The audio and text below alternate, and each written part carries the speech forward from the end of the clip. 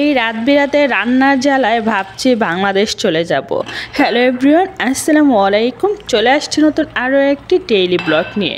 আজকের ব্লগটা আপনাদের কাছে কতটুকু ভালো লাগবে জানি না, তবে আমার কাছে মোটেও ভালো লাগেনি। কেন সেটা বলছি।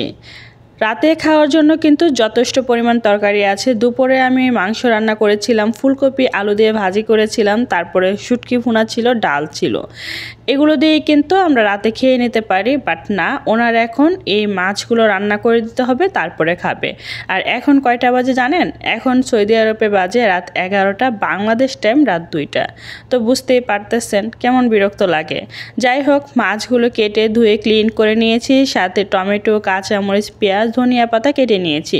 নর্মালি মাছটা রান্না করতে যে যে জিনিসগুলো লাগবে সেগুলোই গুছিয়ে নিয়েছি। একটা ফ্রাই প্যানের মধ্যে পরিমাণ মতো তেল দিয়েছি, তেলটা গরম হয়ে এসেছে, দিয়ে দিচ্ছি পেঁয়াজ আর কাঁচামরিচ কুচি। এবার এগুলো দিয়ে একটু নেড়ে চেড়ে নিব। উনি যখন বাংলাদেশে যায় ঠিক তখনও এরকমই করে। রাত্রে 2টা-3টা বাজে আমি বা আমার শাশুড়ি মা এভাবে উঠে রান্না বান্না করে দিই, তারপরে খায়। আসলে এর মধ্যে যে উনি কী মজা পায় সেটা আমি সত্যিই জানি না।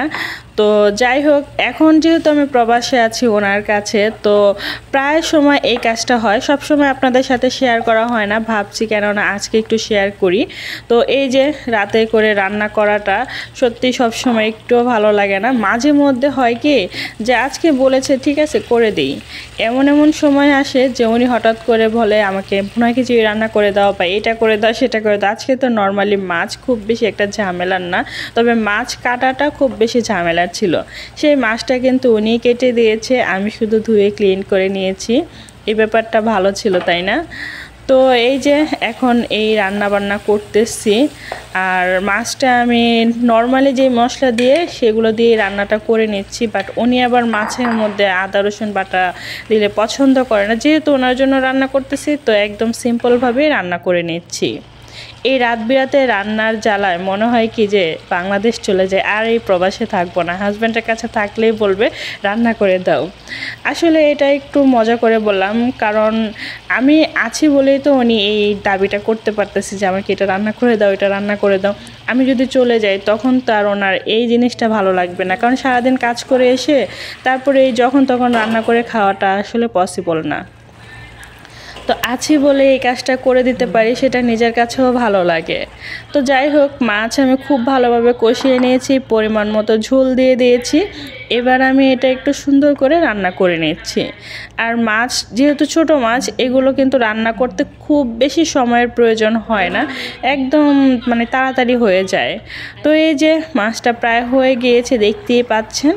এখন আমি যেটা করব, এখানে উপর থেকে কিছুটা ধনিয়া পাতা কুচি দিব, আর ধনিয়া পাতা কুচি দিয়ে তারপরে একটু নেড়ে ছেড়ে দিব।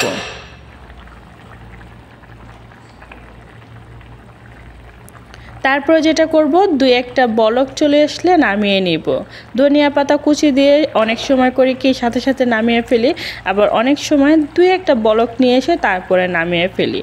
তো যাই হোক, এই যে রান্নাটা প্রপারলি শেষ হয়ে গিয়েছে, দেখতেই পাচ্ছেন সুন্দর করে রান্না হয়ে গিয়েছে।